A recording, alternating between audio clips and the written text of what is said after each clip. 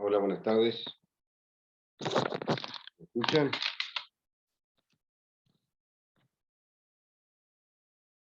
Hola, ¿me escuchan?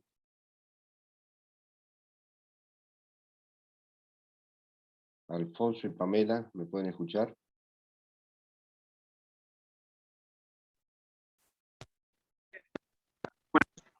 Hola, profe, sí, sí. Yo escucho perfecto, hola. ¿Qué tal? ¿Cómo andan? Bien, estaba avisando en el grupo que ya se abrió la reunión. ¿Qué? En el grupo estaba avisando que se abrió la reunión. Sí, no sé qué pasó. La verdad que yo estoy hace rato Ah, intentando sí. entrar, claro. Ah, para los que se fueron saliendo. Sí, me quise me comuniqué con la facultad para decirles que no pasaba nada, no me admitían. Y bueno, hasta que vi con quién me tenía que comunicar, entonces pude entrar. Por Bueno, ahí hoy vamos a hacer, dado esta situación, que ya son las 3:30, y que bueno, la verdad que no sé qué pasó, porque yo estoy intentando conectarme desde las 3:05. qué cosa. Sí, bueno, pasan estas cosas. ¿Qué No va a sé ser? si todos se habrán podido conectar o eso, así que vamos a hacer algunos Ujú. comentarios por arriba. Bueno, Y sí, ya el lunes que viene, espero que nos podamos conectar a las 3 de la tarde. Va a ser la última clase. claro, sí. Porque supongo yo que les deben haber ya fijado la fecha del parcial. Sí, el 18. Claro. Mm. eh, que sería, hoy es 6. Claro, sábado. El sábado próximo no, el otro. Claro. Por eso el 13, el lunes que viene, vamos a tener la última clase. Sí. Bien. Yo lamento porque veo que están ustedes dos nada más y que ¿Puedo hacer encima. un llamadito para avisar o no? Lo que pasa es que yo daría algunos adelantos de los temas y ya dar bien la clase como corresponde en todo su horario el lunes que viene. Bueno, ¿Mm? sí, sí, ¿no? Sí. Sí, porque ahora la verdad que Sí, hay, ya se fue mucho tiempo. por ahí hay gente que no se ha comunicado y Sí. no ha podido Bueno, entrar. ahora nos tenemos que acostumbrar otra vez, pasan estas cosas, ya está, ¿qué va a ser? Sí, la verdad que no sé qué pasó. No sé qué Mm. pasó. Este, mm, Lo que sí yo les pediría es que no sé quiénes les informa a ustedes, el centro de estudiantes, quién de ahí de la facultad les pasa el enlace. Sí, por los grupos que Por- arma el centro de estudiantes, los grupos de Stitch, por Correcto, ahí. correcto, Mm. perfecto, perfecto. Bien. Bueno, hoy iba a hablar de dos temas que igual aunque yo les haga un adelanto ahora, igual los voy a desarrollar el lunes con todos los alumnos. Ahí hay alguien más, ¿no? Y se están conectando, ahí dijeron. Ah, bueno, Mm. vamos a esperar un poquito entonces, a ver qué A pasa. ver. Bueno, espero 2 minutitos más y... Hola Bueno, Sergio, ¿cómo te Hola, va? bien, bien. ¿Cómo Contento de vas? que estés de que hayas llegado. Vos sabés que desde las 3:05 que estoy tratando de entrar. De ingresar. Claro. Sí, y de ingresar, y no me habilitaban. Entonces, bueno, anduve consultando, ahí mandando WhatsApp, qué sé yo, y me comuniqué con la facultad y bueno, recién ahora me habilitaron. Decía que Bien, el 18 está el examen al final, el sábado 18. muy bien. Em, A la mañana, ¿no es cierto? Supongo que sí, cuando ha sido los sábados ha sido, o te acordás la otra vez, a las 10 de la mañana, por ahí. mm, a las Sí, 10, sí. sí, sí, Mm. sí. Genial. Así que bueno, ahora voy a dar la clase entera, la voy a dar el lunes. El lunes teniendo en cuenta esta dificultad que hubo, ¿no? El, el lunes va a ser la última clase, Bien. porque después, bueno, ya el otro sábado. ¿No? Y después el sábado tenemos el examen. El sábado el examen y a los 7 días será el recuperatorio. el otro Ok. sábado. Así que en un segundo arrancamos. Bien. Hoy voy a hacer simplemente una Falta semblanza. Delphi, que Por eso, voy a hacer una semblanza de un par de temas y nada más, así, bueno, espero que el lunes que viene estemos todos conectados a las 3 de la tarde y poder desarrollar la clase con normalidad. Ujú. En un segundo estoy.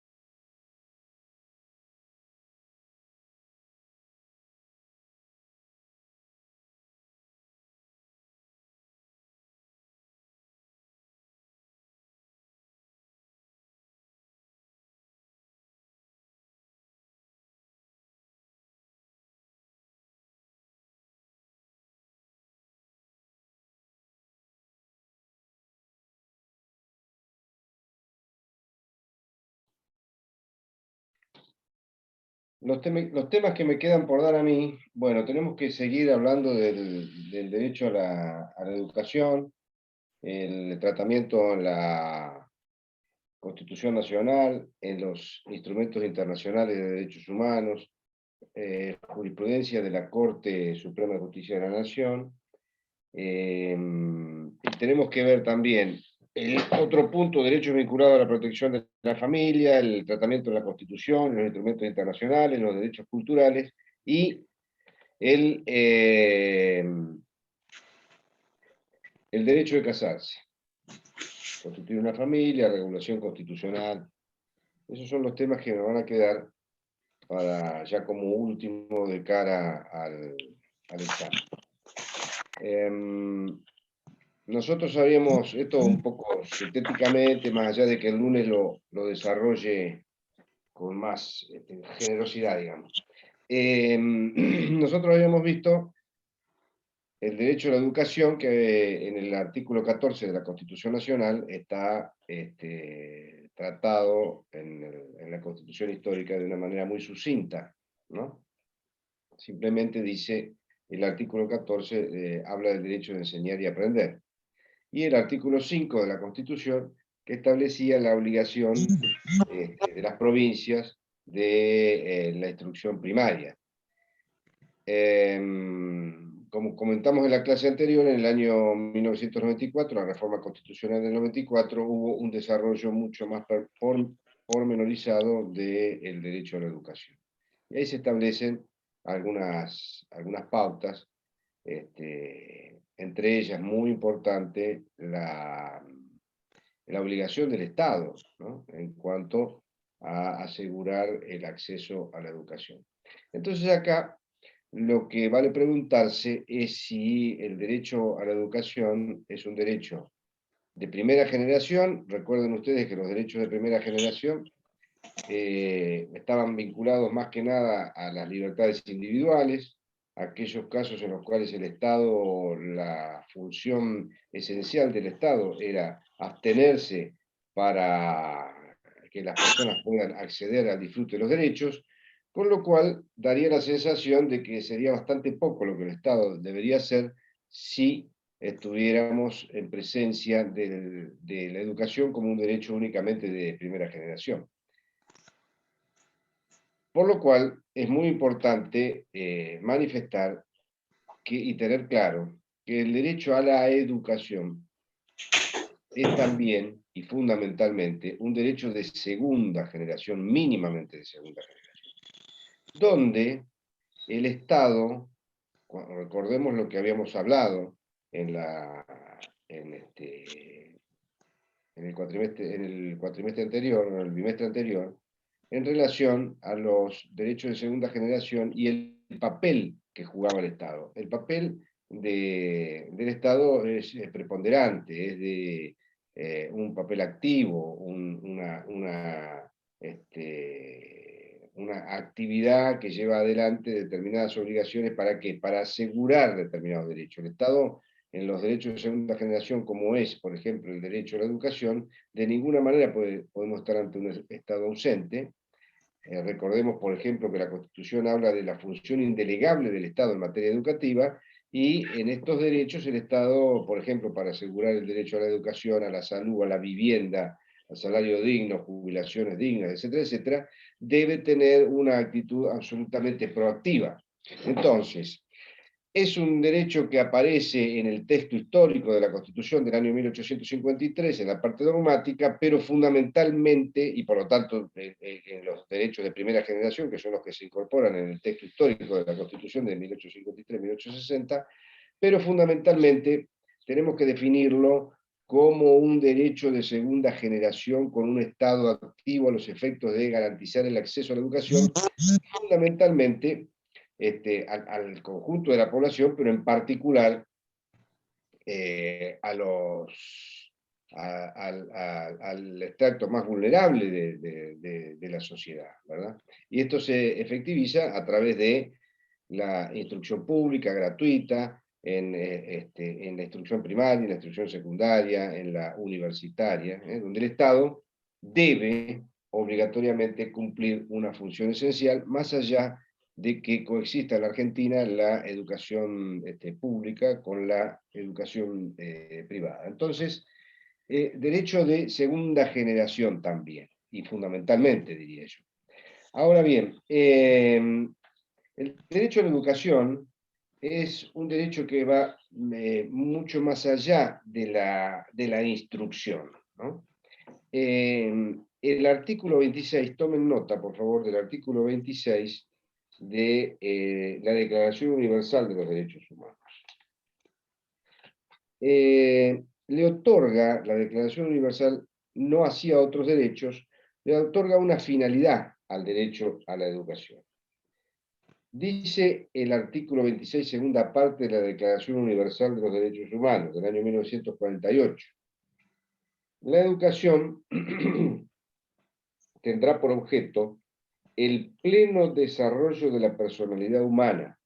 Es decir, para esto sería la educación, según, o con esta finalidad, según la Declaración Universal. Pleno desarrollo de la personalidad humana y el fortalecimiento del respeto a los derechos humanos y a las libertades fundamentales.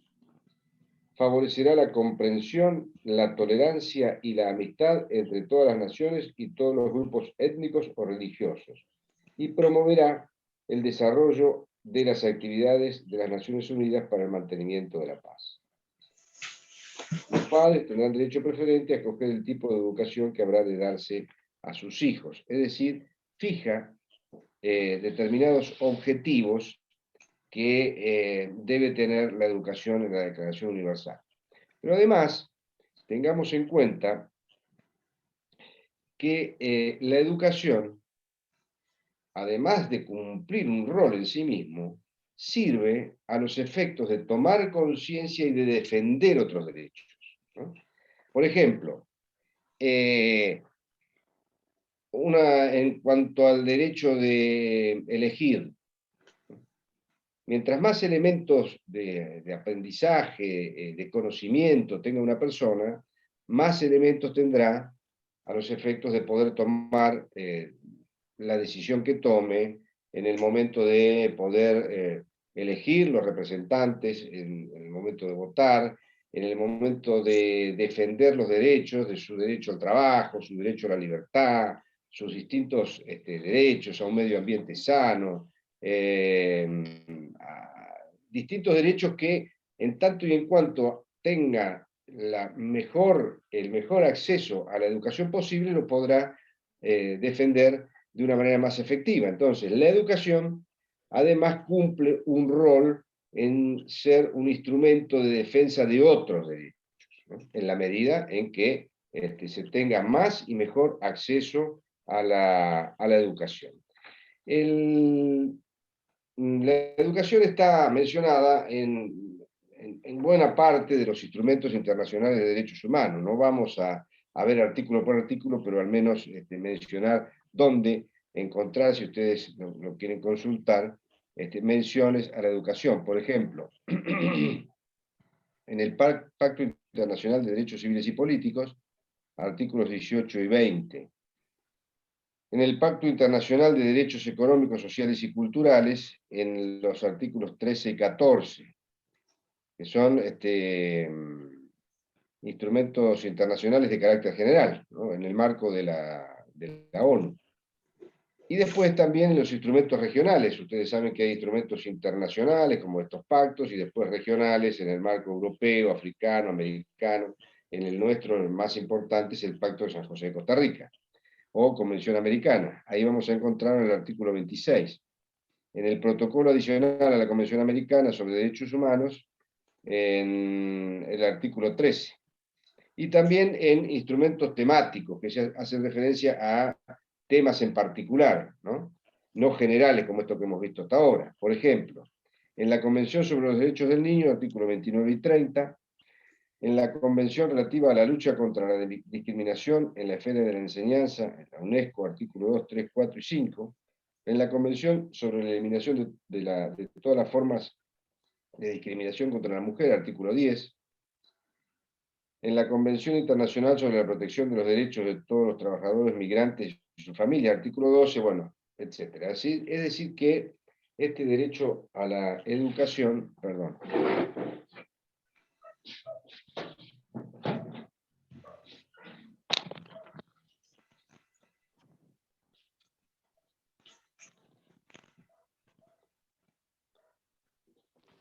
este derecho a la educación se encuentra tanto en la Constitución Nacional como en los instrumentos internacionales de derechos humanos que, a partir de la reforma de la Constitución, artículo 75, inciso 22, tienen además jerarquía constitucional, con lo cual conforman el bloque de constitucionalidad federal. Es decir, tanto en una constitución como en otros, vamos a encontrar esta referencia al derecho a la educación.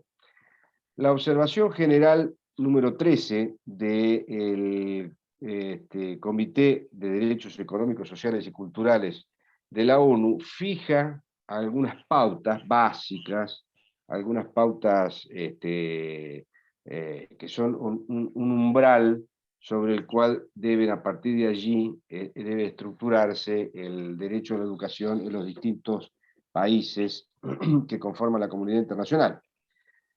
Ustedes van a ver, por ejemplo, que se establece como un piso de educación la obligatoriedad de la enseñanza primaria en algunos de los instrumentos internacionales. En el caso de la Argentina, ya es no solo obligatoria la enseñanza primaria, sino también la enseñanza secundaria hasta el último año, ¿no? Desde los 4 años hasta el último año de la enseñanza secundaria. De manera que estas son las que voy a hacer referencia ahora, algunas pautas básicas que surgen de la observación general del Comité de Derechos Económicos, Sociales y Culturales de la ONU. Por ejemplo, establece que la educación, el principio de la disponibilidad. ¿Qué significa esto?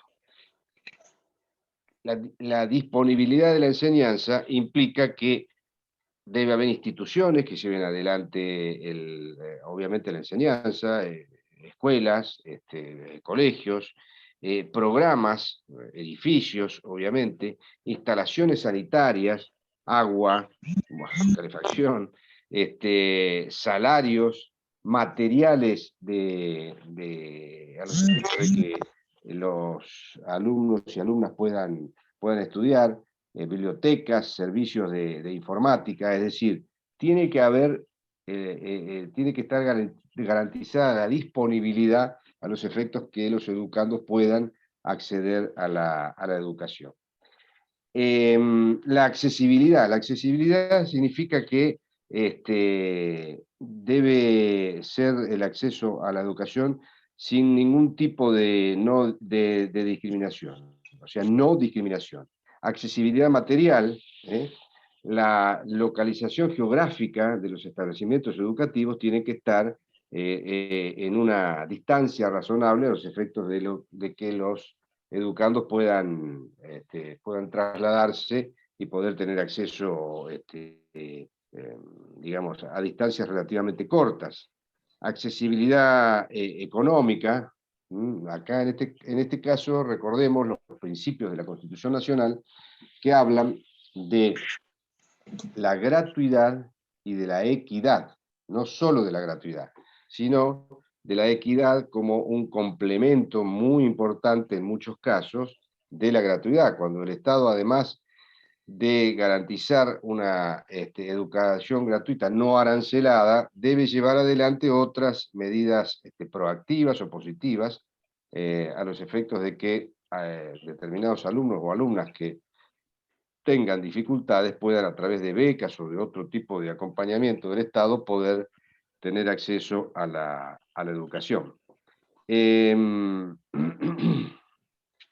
Programas de estudio, o sea, otro principio es de la aceptabilidad, que los programas de estudio y, digamos, sean con docentes adecuadamente formados, que acepten que tengan la adaptabilidad a los efectos de que la educación o el contenido de la educación pueda adaptarse a las distintas sociedades o a distintas idiosincrasias, de manera que sea permeable y flexible, entendiendo que dentro de un mismo contenido puede haber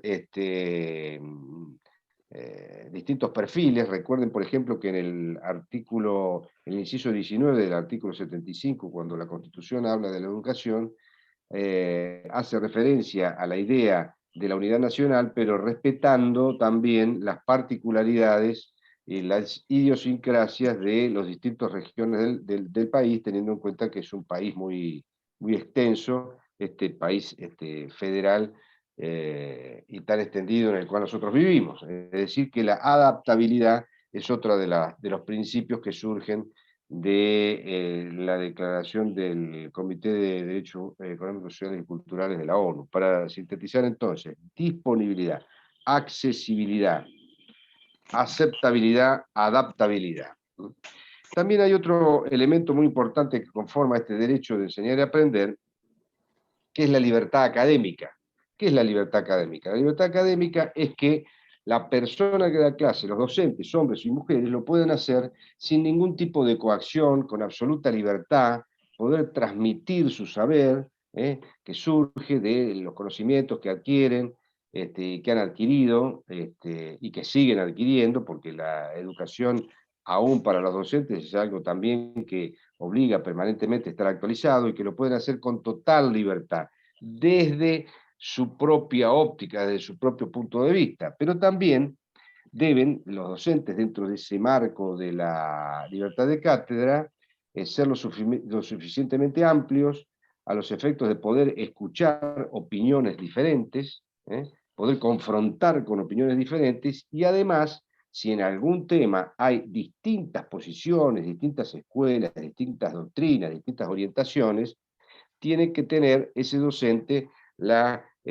apertura intelectual a los efectos de poder manifestarle a sus alumnos que el docente puede pensar de una determinada manera, pero hay otras formas u otras visiones de encarar y otras opiniones en relación al tema que está dando, ¿no?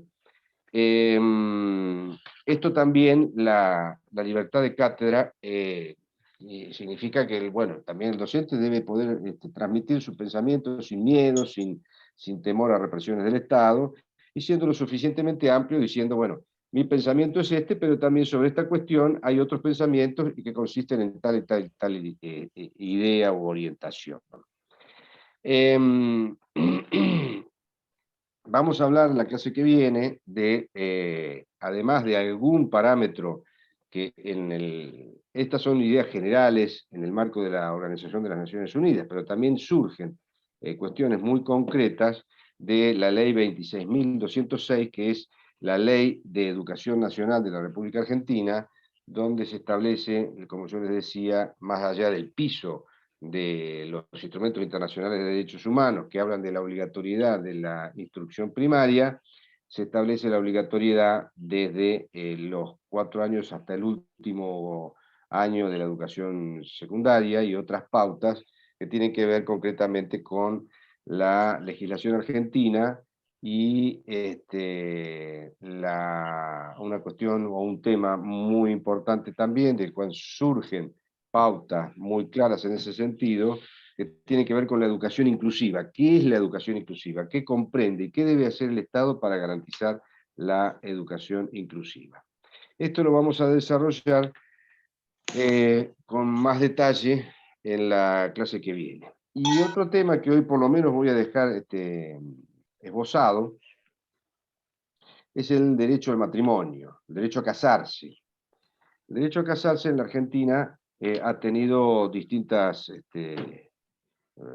ha tenido cambios muy importantes que tienen que ver con las modificaciones que se han ido dando en el seno de la sociedad. Desde la antiquísima ley 2393 del año 1888, piensen ustedes de ese momento hasta ahora las modificaciones que ha habido en el derecho a casarse. Vamos a ver una sentencia que la vamos a ver la clase que viene, que se llama, por si la quieren ir viendo, la podemos comentar, se llama Sejean, S-E-J-E-A-N, Sejean con Sejean. Es un fallo de la Corte Suprema de Justicia de la Nación. Autos, Sejean Juan B. con Sachs de Sejean, Sachs es Z-A-K-S, Sachs de Sejean, Ana, sobre inconstitucionalidad del artículo 64 de la ley 2393. Vamos a ver en detalle este fallo, porque con toda seguridad lo vamos a preguntar en el examen. Decía que la institución del matrimonio ha tenido mutaciones muy importantes a lo largo de nuestra historia, que vamos a desarrollar en la clase que viene, pero 2 o 3 pautas. Recuerden ustedes que en la Argentina no existía el divorcio vincular. Antes de la ley de divorcio vincular, que fue dictada por el Congreso inmediatamente después de recuperada la democracia en el año 1983, había habido un fallo de la Corte, que es Sejean con Sachs de Sejean, donde se había planteado la inconstitucionalidad del artículo 64 de la ley 2393. ¿Qué decía el artículo 64 de la ley 2393? Era la indisolubilidad del matrimonio. Hubieron debates muy importantes en el seno de la sociedad argentina en relación a si el matrimonio debía mantenerse o no indisoluble. Este fallo es de antes de la de la ley de divorcio vincular. Bueno, todo eso lo vamos a ver la clase que viene y en detalle este fallo. Después también hubo un agregado importante, muy importante, en el año 2010, sobre el matrimonio igualitario, que eso también lo vamos a ver. Hubieron antecedentes, por ejemplo, la Ciudad Autónoma de Buenos Aires, antes de la modificación del Código Civil que habilitara el matrimonio igualitario, de unión civil,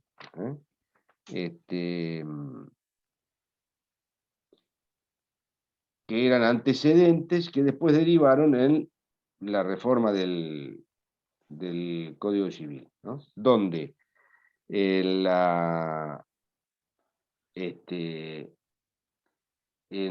el texto anterior se hablaba del matrimonio entre hombre y mujer, ¿no? Y ahora, con la reforma del Código del artículo 172, se habla de ambos contrayentes, ¿no? Bueno, pero todo eso también lo vamos a ver porque tanto la ley de, de divorcio como el matrimonio igualitario generaron debates en el seno de la sociedad, pero la enorme mayoría acompañó tanto la ley de divorcio vincular como la ley de matrimonio igualitario, que no hicieron otra cosa que recoger lo que ocurría en el seno de la sociedad. Pero bueno, generaron debates, y eso también lo vamos a analizar fundamentalmente en los antecedentes, tanto de uno como otro caso. Yo hoy los dejo acá y tengan en cuenta que la última clase va a ser la que viene, la vamos a ver, espero que lo podamos dar a partir de las 3 de la tarde. Vamos a agregar los temas que faltan. Vamos a hablar algo más de educación, vamos a desarrollar pormenorizadamente este antecedente, este fallo de la Corte, y vamos a tener también los derechos vinculados a la protección de la familia, los derechos culturales, diversos conceptos de cultura, bueno, lo que es la parte final del módulo 9, y con eso terminaremos la parte que a mí me toca de cara al examen del 18. Bueno, nos vemos el lunes que viene y ojalá que sea a las 3 de la tarde sin problemas. Chau. Bueno, Un chao, profe, abrazo. gracias. Chao, hasta luego. Adiós.